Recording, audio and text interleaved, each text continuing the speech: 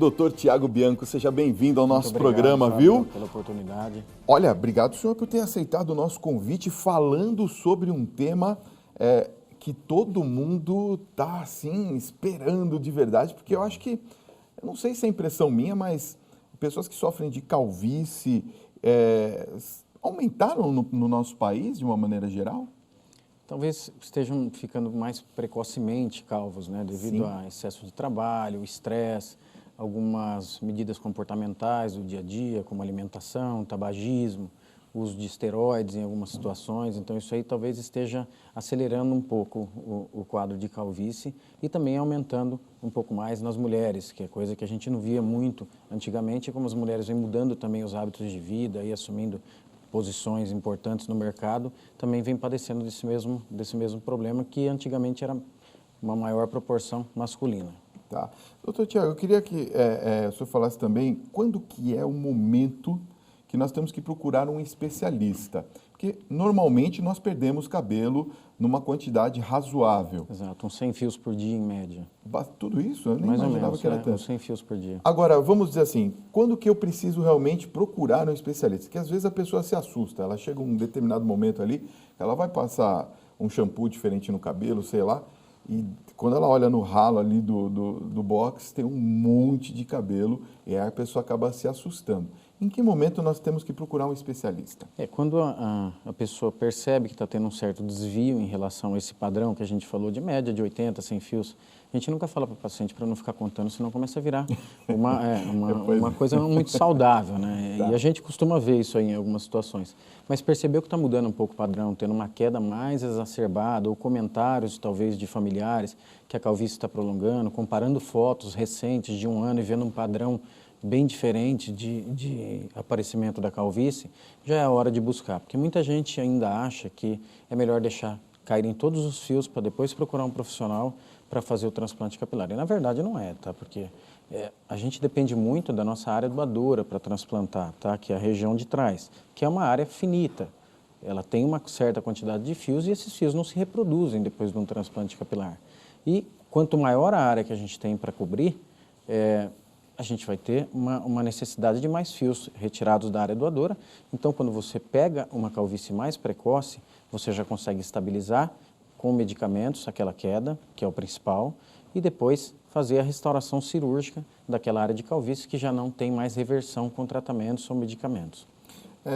Para que eu possa entender e o telespectador também, o transplante ele é retirado do próprio paciente, é isso? Sempre, exatamente. Sempre do próprio paciente. E como que funciona, por exemplo, com relação àquelas pessoas que têm uma calvície bem abrangente, ou seja, praticamente quase Toda toda a área de calvície, né? A área doadora, que a gente chama de área doadora universal, é essa região que pega nas laterais e a região de trás. Por que ela é a área doadora? Porque é uma região permanente. Pode pensar, na maioria das pessoas que você conhece, por mais calvos que sejam, eles mantêm essa região aqui de fios. Sim. E dependendo da área de calvície do paciente e da disponibilidade de fios que ele tem, a gente vai conseguir transplantar ou fechar toda a área em uma cirurgia ou em 2 cirurgias, ou às vezes necessário até mais de 2 cirurgias. Mas quando se tem uma boa área doadora, que é essa região aqui de trás, tá? Que é do próprio paciente sempre, como a gente falou, você consegue transplantar e restaurar a grande maioria dos casos. Tá. No caso, por exemplo, de uma pessoa que tem uma calvície média, dá para se ter uma ideia de quantos fios são transplantados? Atualmente, o que a gente busca, né? Então, assim, o transplante capilar, nos moldes que a gente faz hoje em dia, ele começou a ser feito mais ou menos em 1980 e veio se aprimorando, mas um padrão que não é mais aqueles tufos que a gente costumava ver, o cabelo de boneca. Então, é o padrão folicular que a gente fala, onde se coloca só a raiz e o fiozinho de cabelo mesmo, tá?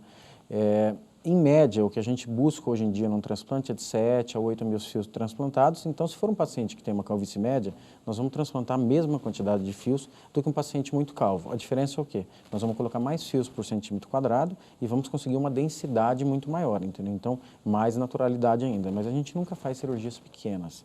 Todas nós vamos fazer transplantar o máximo de fios possível naquele ato cirúrgico. E esses fios que são transplantados são feitos todos de uma vez? Ou, às vezes, é necessário que se façam várias cirurgias e aos poucos vão se transplantando esses fios? Sempre uma cirurgia, ela tem que ter começo, meio e fim, tá? Não dá para você preparar as unidades foliculares e deixar para transplantar num outro dia, tá? Ou transplantar num outro momento, congeladas. Tá. Você tem que extrair, lapidar as unidades, preparar e já colocar as unidades foliculares.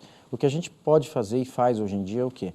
Unir técnicas cirúrgicas diferentes para poder fazer 2 dias de cirurgia. Então, por exemplo, a gente tem uma técnica que chama FUT, que é a técnica mais tradicional, onde a gente corta uma faixinha de couro cabeludo daqui, sutura, e essa faixa vai ser separada nas unidades foliculares que vão ser transplantadas.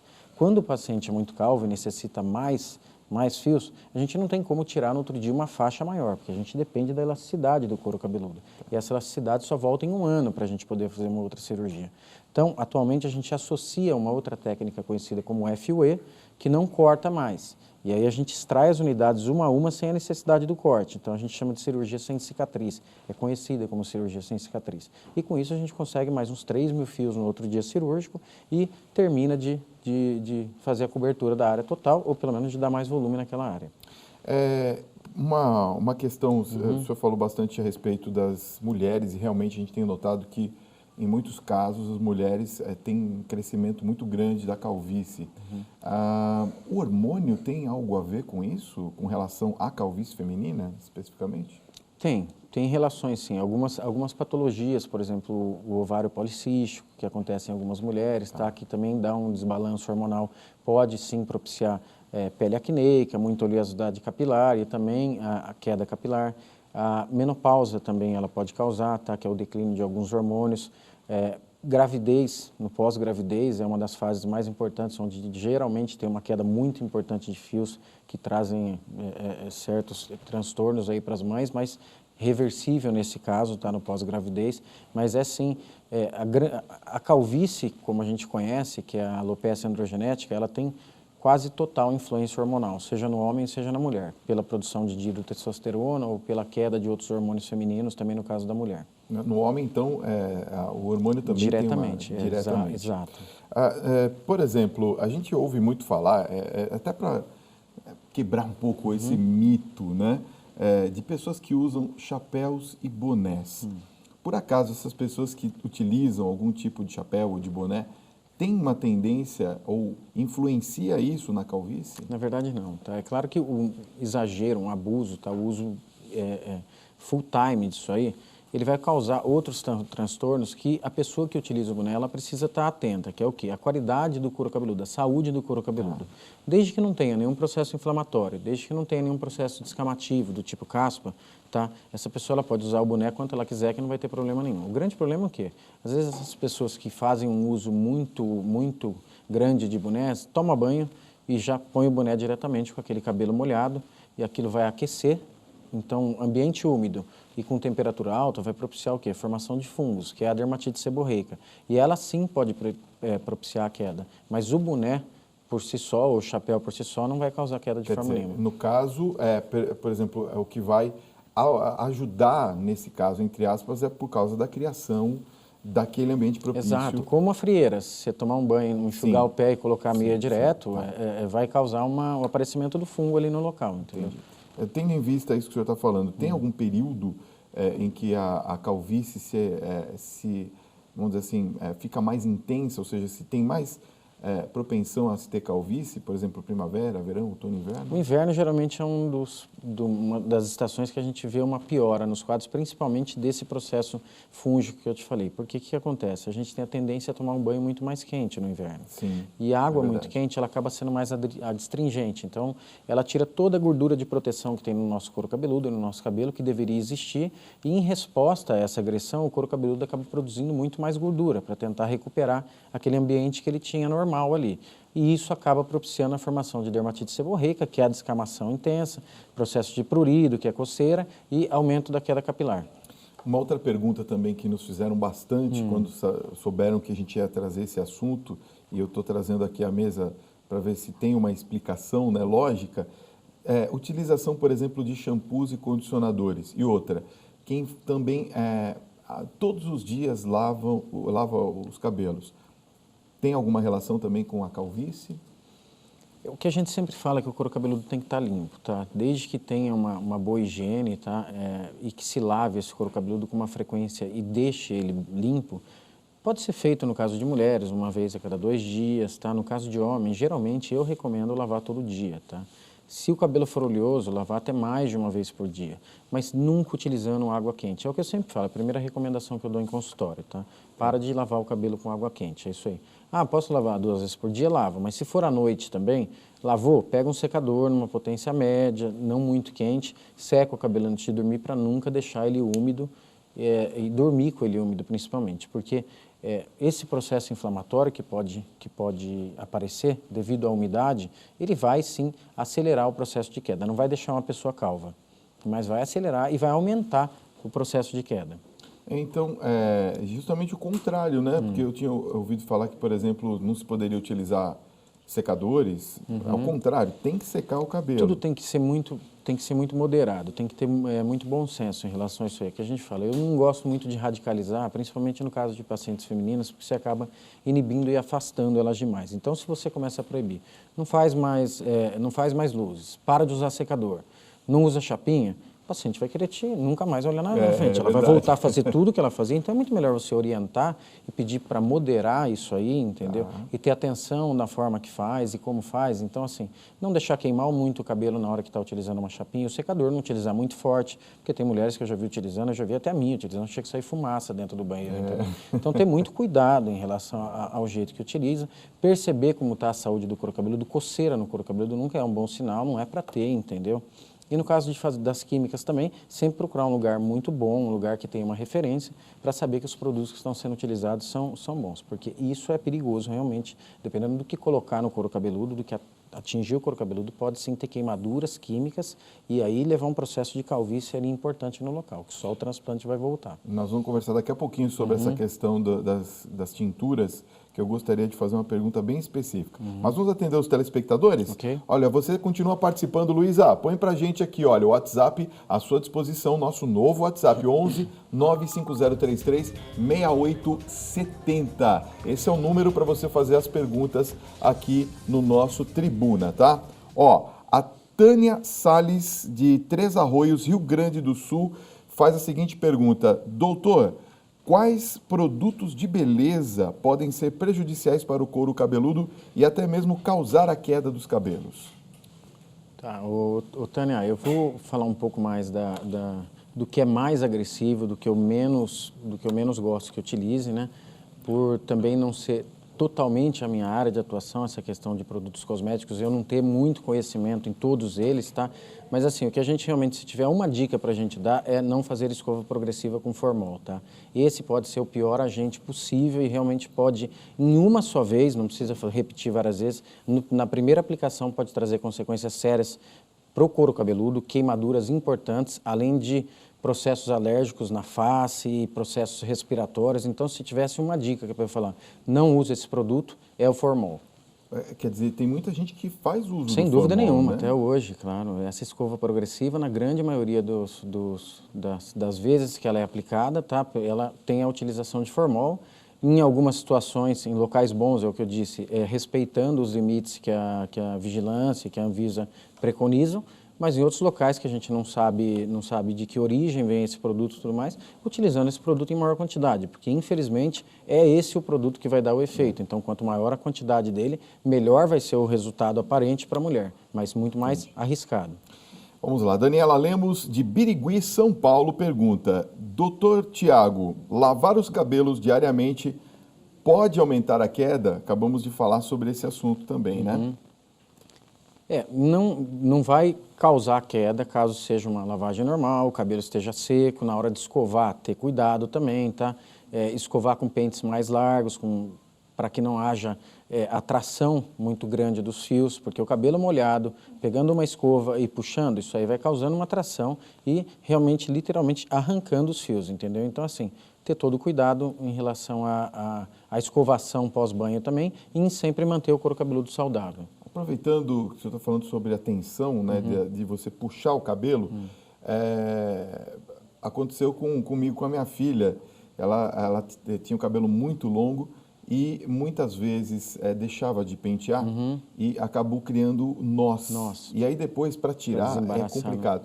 Qual seria uma recomendação boa para quem tem esses nós no cabelo? Não seria, evidentemente, puxar. Não, pegar né? um condicionador daqueles leave-in, né, que a gente passa pós-banho, né, e não precisa remover, Tá. e fazer com bastante cuidado, o mínimo de força possível, né, sempre colocar a mão acima do nó e sempre tentar diminuir a tração no couro cabeludo, e sim somente a tração no fio.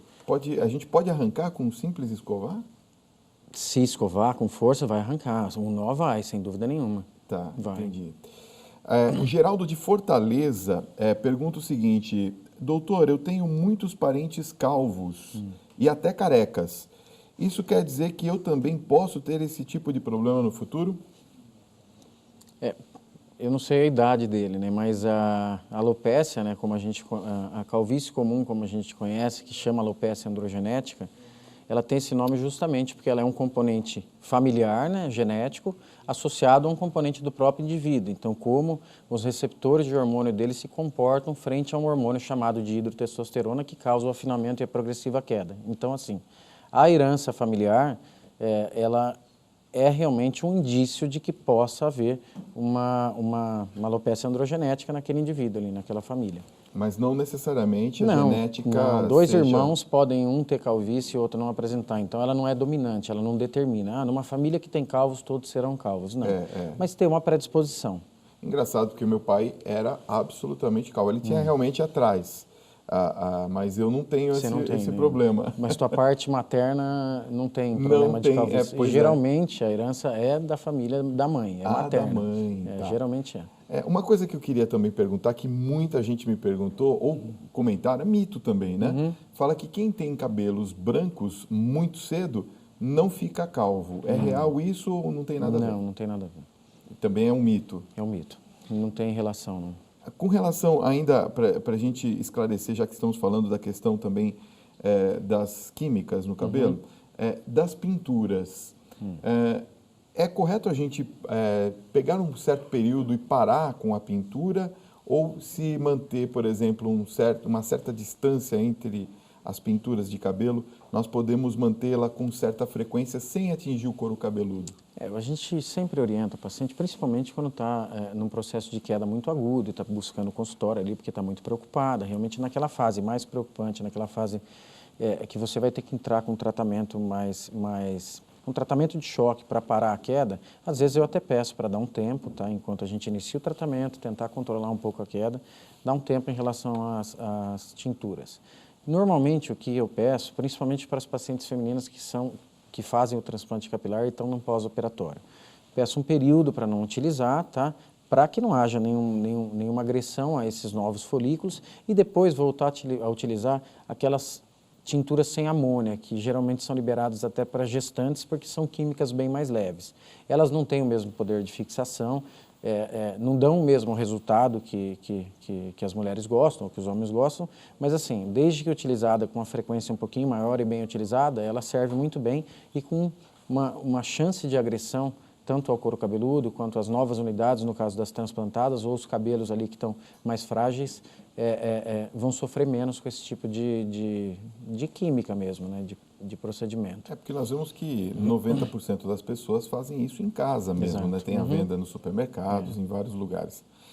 Vamos a mais perguntas? Vamos, claro. Olha só, hein? Você continua participando aqui no nosso Tribuna. É bom ter a sua voz aqui. Fabiana Matias de Almas, no Tocantins. Deve ser Palmas, né? Palmas. O famoso corretor ortográfico. Palmas eu não conheço. Né? Palmas do Tocantins. Ela pergunta o seguinte: depois que você faz o transplante capilar, a pessoa precisa refazer em algum momento e exige algum tipo de manutenção após o transplante? Excelente pergunta dela, gostei muito. Então, realmente, assim, depois de feito o transplante capilar, o que a gente tem que imaginar é assim, existe já uma área de rarefação ou com baixo volume capilar, ou área sem nada de fios. A gente vai restaurar aquela área. Tá? Normalmente, principalmente em mulheres, não há uma alopécia generalizada. A mulher quase nunca fica totalmente calva como os homens, tá? Então ela fica com áreas de rarefação. Só que ela mantém alguns fios dela ainda.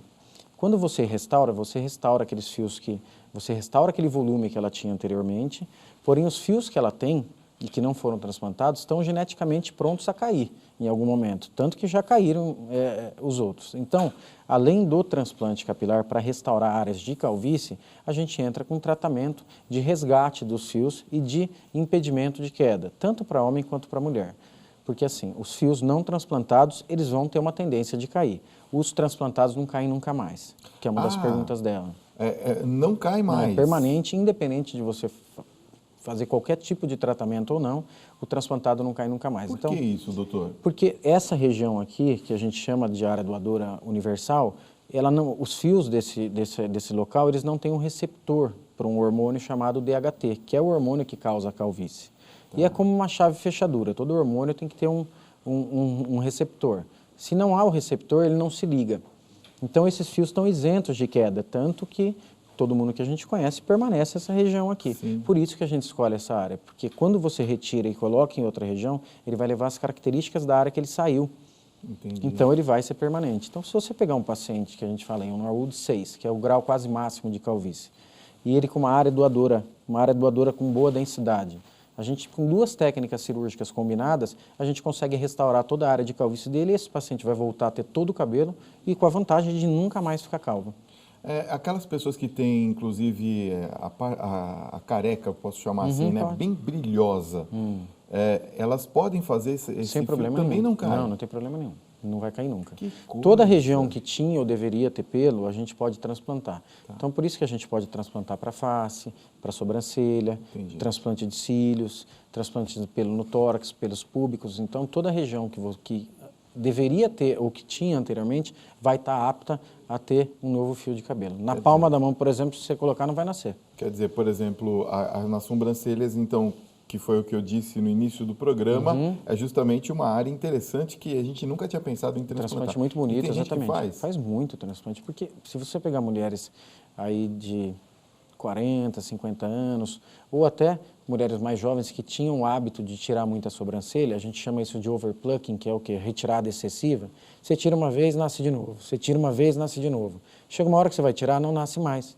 Aí fica sem sobrancelha e a única solução ou é aquela micropigmentação que se fazia antigamente, que não ficava muito natural. Hoje em dia já tem qualidades muito melhores de micropigmentação, mas muitas mulheres querem pelos mesmo, querem ter a sobrancelha normal. Claro. Então a gente faz o mesmo processo, só que em menor escala, do transplante capilar, remoção de fios dessa região aqui e transplante para a área que a gente desenhou previamente junto com a paciente e que vai ser aquela nova sobrancelha dela. E fica perfeito. Perfeito, indetectável. Que coisa bacana. Muito bonito o transplante. Mais uma pergunta e daqui a pouco eu quero fazer uma pergunta interessante também. Ó. A Luana Borges, de Passa Quatro, Minas Gerais. Um abraço a vocês de Minas. Obrigado pela audiência. Doutor Tiago, eu estou grávida e o meu cabelo ficou muito estranho. Tem caído muito também. Isso é normal? E o que pode ajudar sem prejudicar o bebê?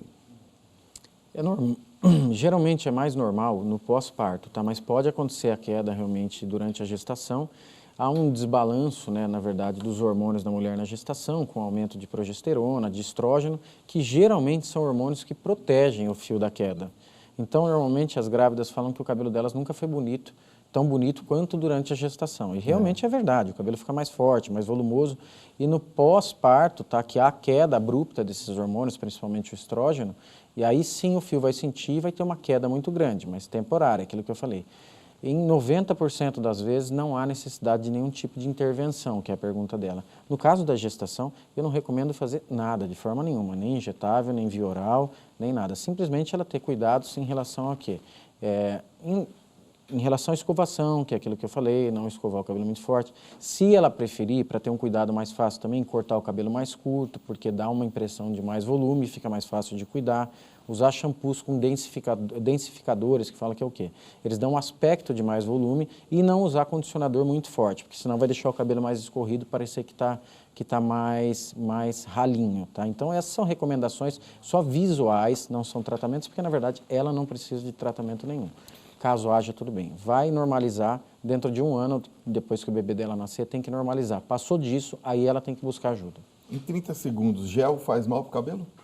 Depende do tipo. Aqueles que têm muito álcool, tá? Eu não gosto que utilize porque resseca muito, tá? Mas se a pessoa utiliza muito tempo, exatamente, o ideal seria sem álcool. Porque se tiver muito álcool, resseca. Mas se já tiver acostumado a utilizar há muito tempo e nunca teve problema nenhum, também a gente não vai proibir. Mas hoje em dia tem pastas e pomadas que têm uma qualidade muito maior do que aquele gel antigo com álcool e que não vão ser tão danosos para o fio, tão agressivos. Doutor, muitíssimo obrigado aqui pela agradeço, sua Fábio. presença no nosso programa. Foi um prazer Muito bom o enorme. nosso papo. Sempre que precisar, nós estamos à disposição.